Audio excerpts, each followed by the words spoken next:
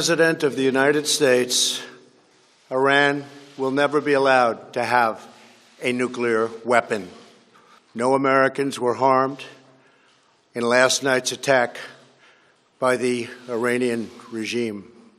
Iran appears to be standing down, which is a good thing for all parties concerned and a very good thing for the world. Muchos de nosotros actualmente vivimos pensando en mantener siempre la paz entre comunidades, países y sociedades. Sin embargo, los últimos sucesos ocurridos han comenzado a ser una notoria alerta acerca de un posible y gran conflicto entre Estados Unidos e Irán, posicionando drásticamente el panorama político y militar muy tenso en el mundo. La pregunta que hoy nos hacemos en introspectiva es: ¿está Latinoamérica segura ante una posible tercera guerra mundial? En primer lugar, pensar en un panorama tan catastrófico traería repercusiones irreparables en el mundo, a nivel económico y social en su mayoría, teniendo en cuenta que los recursos usados por los países para suscitar su participación en el conflicto demandarían sumas millonarias, tanto en dinero como en recursos humanos.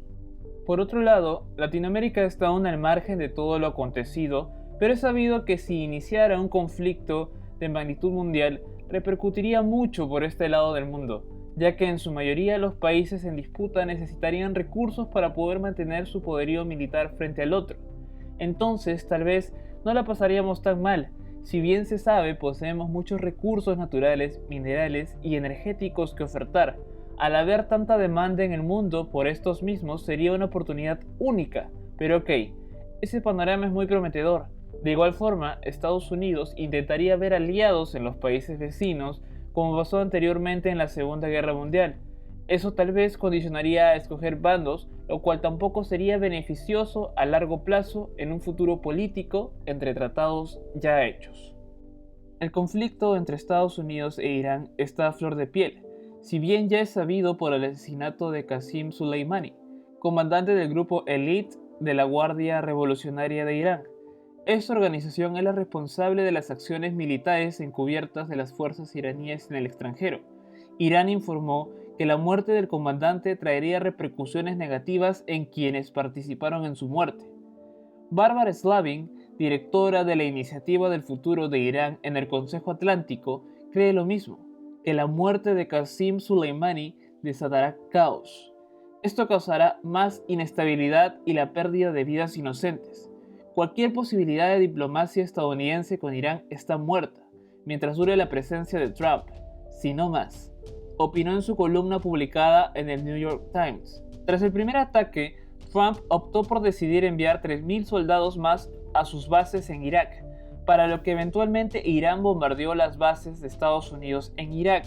Según lo que el mismo Trump testifica, esto no causó daños ni pérdidas humanas, es decir, que no hubo muertos ni heridos por dicho bombardeo, pero los medios iraníes estatales difundieron que habrían aproximadamente 80 víctimas mortales. Después de ello, Trump evaluó y anunció una mayor cantidad de sanciones de índole económico para Irán y evaluó adicionalmente respuestas de posibles ataques. Bajo este panorama, el impacto del ataque es grande e importante. No obstante, se limita solo a Medio Oriente y la posibilidad de una tercera guerra mundial es bastante lejana.